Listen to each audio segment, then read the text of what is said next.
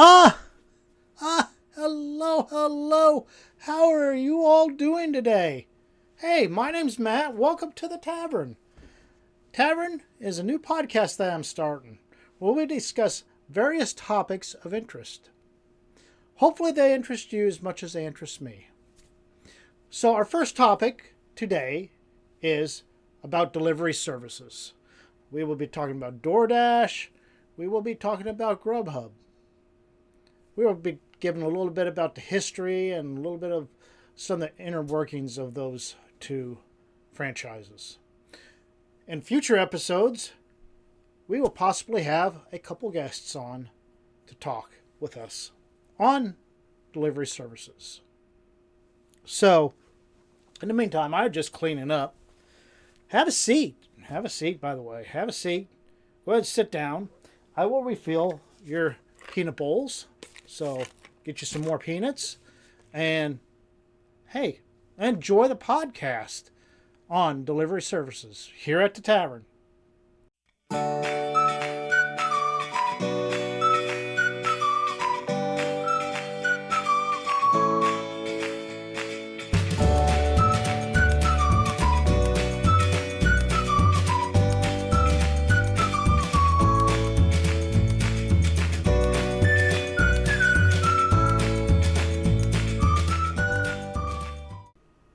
Hello and welcome back to the Tavern. So glad you all can join me on this episode. We are going to be talking about delivery services, specifically the delivery service DoorDash. DoorDash is the largest online food ordering and food delivery platform here in the United States. With a 56% market share, DoorDash is the largest company.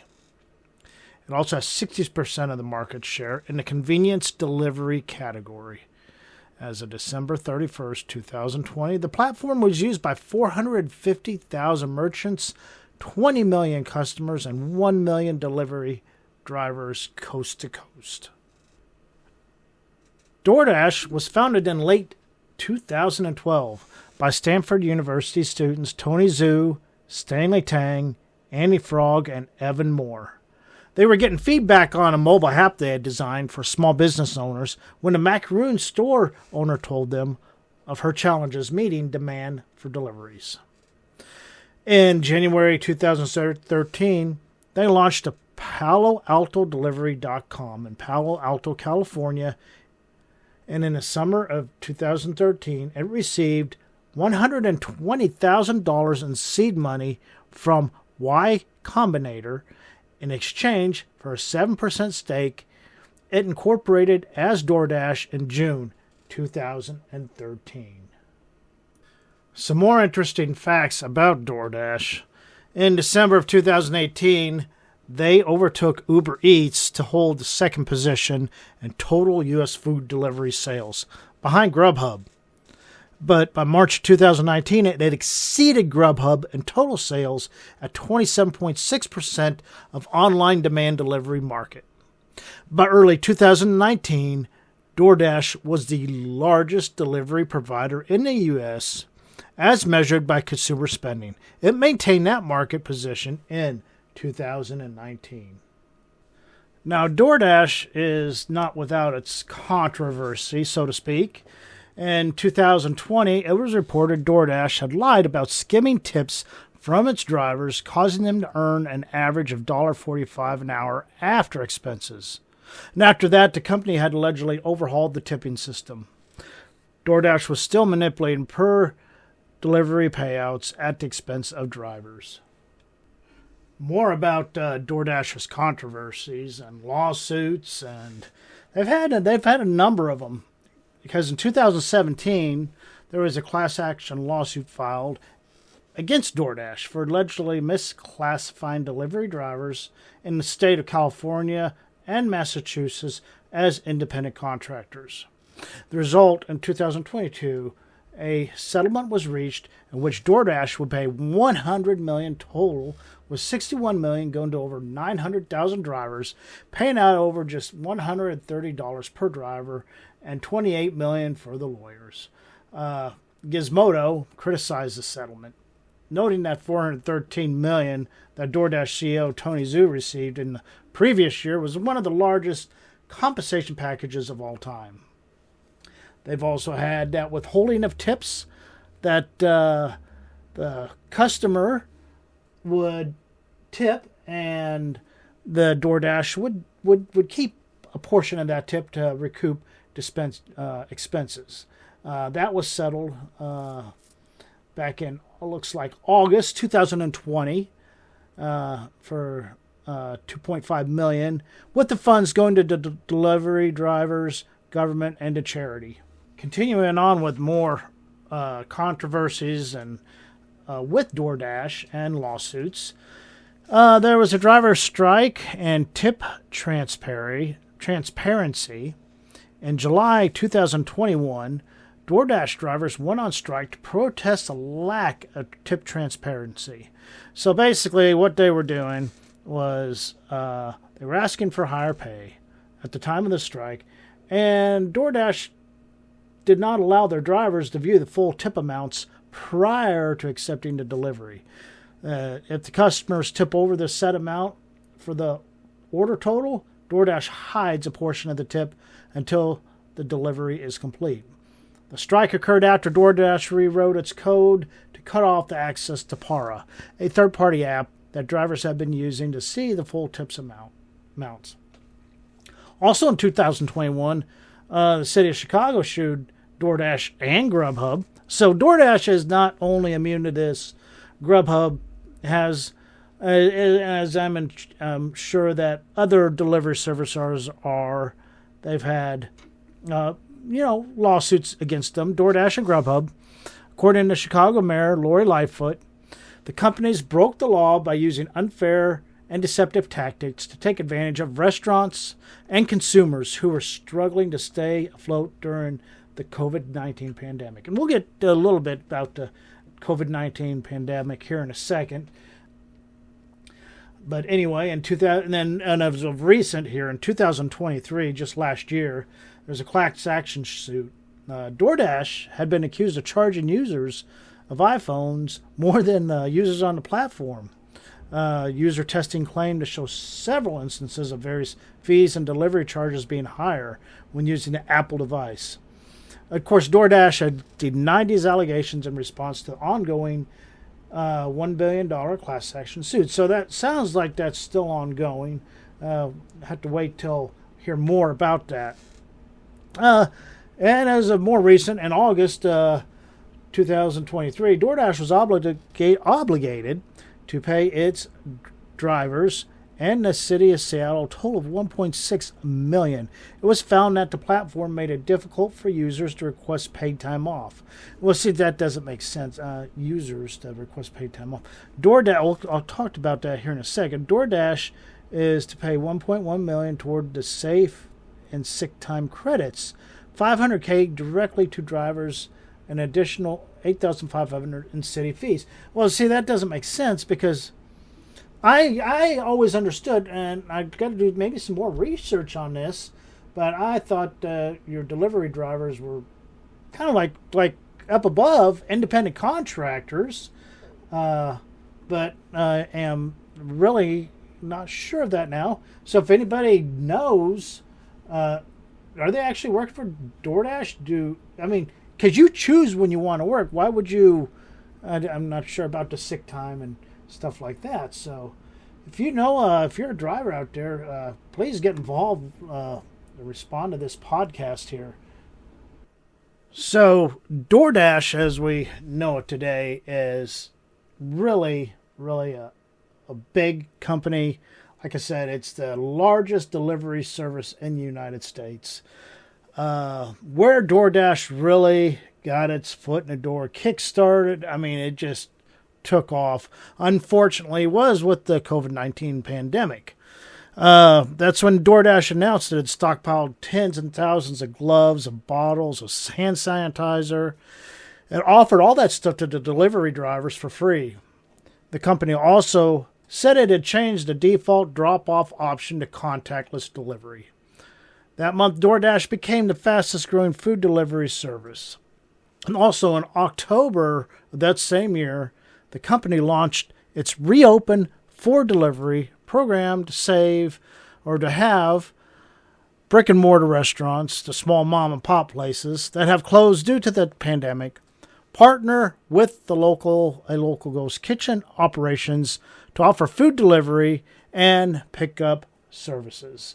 So that, in a nutshell, is where DoorDash is at as far as a delivery service, and it's all really interesting. If you read up on it a little bit, there's lots of reading material out there.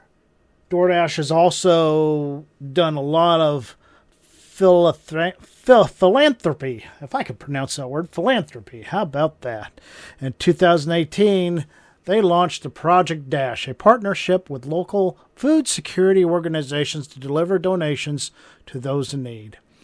By August 19th, the program had expanded to 25 cities in the U.S. and Canada and delivered more than 1 million pounds of food.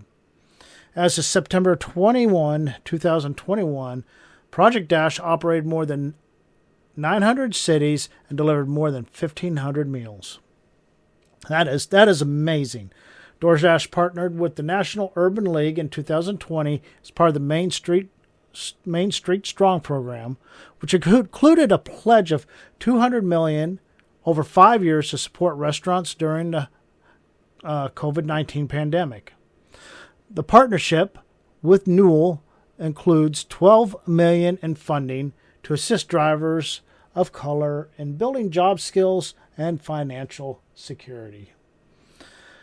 DoorDash has an algorithm that chooses the best delivery route. We're going to get into this in a later episode of this podcast, but just algorithms. They use an algorithm method to where it shows the delivery driver the best route to take, and according to the parameters of the available drivers and where the food locations are located. Now, DoorDash is not the only food delivery service. There is another food delivery service that you might have heard of, Grubhub. So, very similar to DoorDash. But Grubhub was founded 20 years ago in 2004 by Matt Maloney and Mike Evans in Chicago, Illinois. So Grubhub is second in place to DoorDash. Some interesting facts about Grubhub. They have a net income as of 2020 of $156 million. Number of employees as of 2021 is 2,841 employees. So Grubhub has seen quite a bit of growth since its founding back in 2004.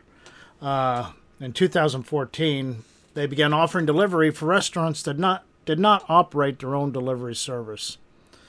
And by 2016, the company was delivering in more than 50 markets across the U.S. And in July of 2018, Grubhub announced that it expanded its delivery capabilities to 28 new cities in the U.S. Of course, Grubhub's competitors are UK, Deliveroo, and Uber Eats. And in the U.S., of course, DoorDash, it's its big competitor. Then you got Postmates and Eat Smart, two other delivery companies here in the U.S.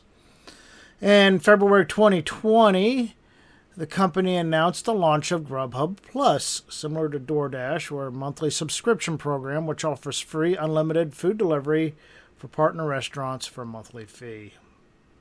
And in 2021, the company announced a partnership with Yandex. Yandex are delivery robots that perform deliveries to food deliveries on college campuses.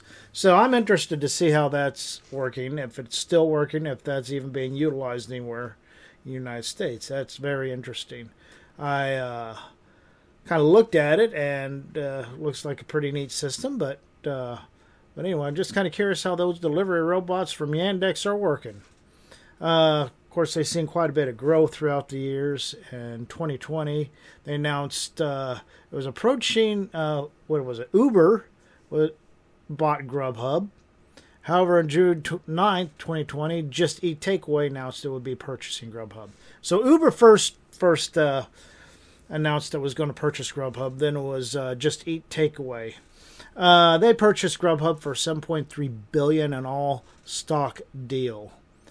The acquisition would create the largest online food delivery service outside of China and provide Just Eat Takeaway with a base of the U.S. market. The North American headquarters would still remain in Chicago with Grubhub. Founder Matt Maloney joining the board of directors and heading North America operations.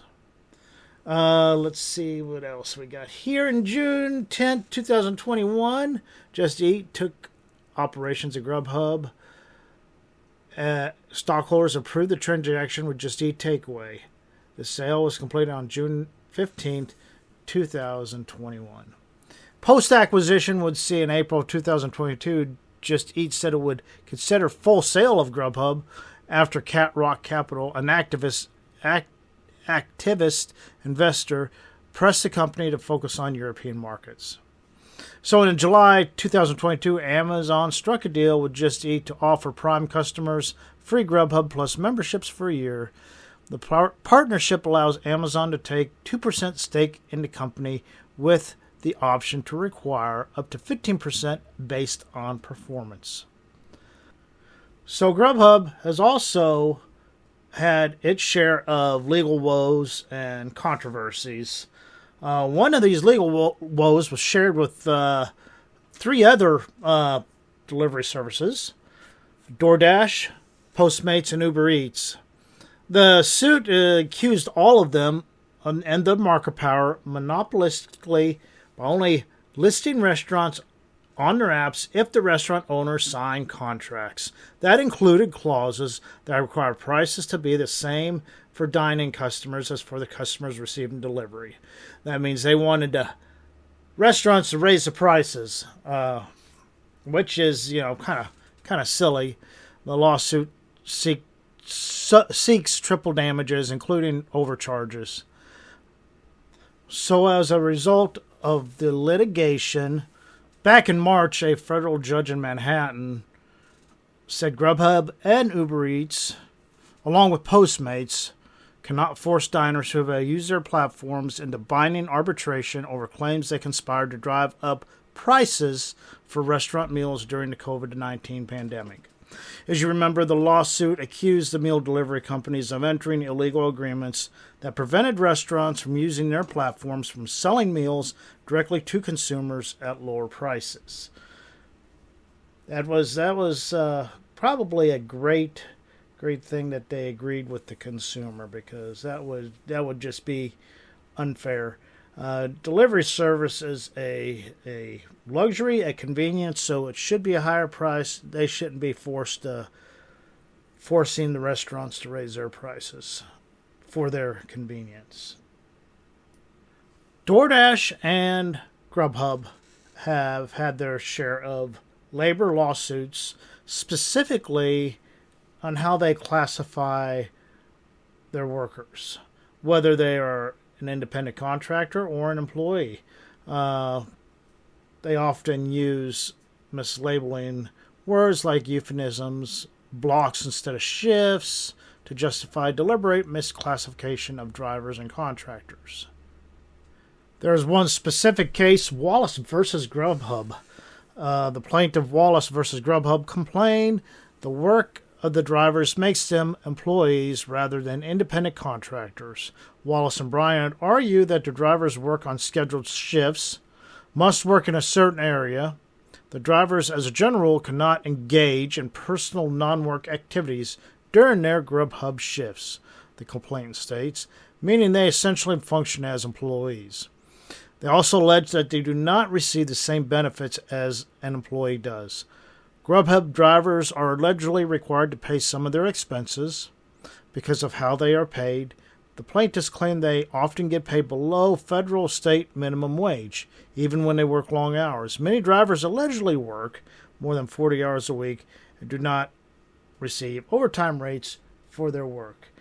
I believe later on, after this case was filed, I believe that individual won the case and had to be paid back, and I think it's forced Grubhub and DoorDash to follow specific rules on how they classify their drivers. There is an ABC test that employers must meet if they want to classify their worker as an independent contractor. A worker is only an independent contractor if they meet all three parts of this test. The worker is free from control of the direction of the hirer in relation to the performance of the work, both under contract and in fact. The worker performs work that is outside usual course of the hirer's business, and the worker is customarily engaged in an independently established trade, occupation, or business of the same nature as work performed for the hirer. That's how it's determined if an employer can classify you as independent, an independent contractor. Some other research that I've done: DoorDash, as a dasher, you are an independent contractor. In other words, DoorDash is considered self-employment. You might dash full-time or as a side hustle, but in the end, what this means is that DoorDash doesn't take taxes out of your paycheck automatically. You're going to have to do it your own. They're going to send you a form to do that yourself, a 1099 NEC form, and you're going to take those taxes out yourself. So, and I believe that's how it's working for Grubhub, and you are considered, you are self-employed as a delivery provider for these companies. You're an independent contractor rather than an employee. So, it just kind of be aware of that. If you are interested in getting into the food delivery business, it can be very good money. So real quick, folks, after further research, there was a question on Google: what is the classifications of a Grubhub employee? Grubhub Holdings Incorporated case number, yada, yada, yada. Okay. Ruled that Grubhub delivery driver is an employee, not an independent contractor, for minimum wage and overtime claims under the ABC test. This is the first court ruling in the country to hold that app-based driver an employee for wage law purposes. That answer was in April 25th, 2023. But I would really like to know, if you work for Grubhub, are you considered an independent contractor or an employee? Let me know in the comments. Hello and welcome back. Welcome back. Hopefully you enjoyed that little podcast on delivery services. We talked about DoorDash and Grubhub, a little bit about the history, a little bit about the lawsuits. Please leave a comment in the comments section what you think about independent contractor, what you view yourself as, and what your understanding of the law is. So have you ever wanted to learn how to be a DoorDasher or delivering food for Grubhub or another delivery service such as Walmart Spark or Instagram? Stay tuned on our next episode here on the Tavern, where we have a special guest, a couple special guests actually, where we will discuss what it takes to become a delivery service driver. And is it worth it? So, we got all those questions in the next episode here on the Tavern when we explore more of delivery services. Thanks for watching. This is Matt. Have a good day.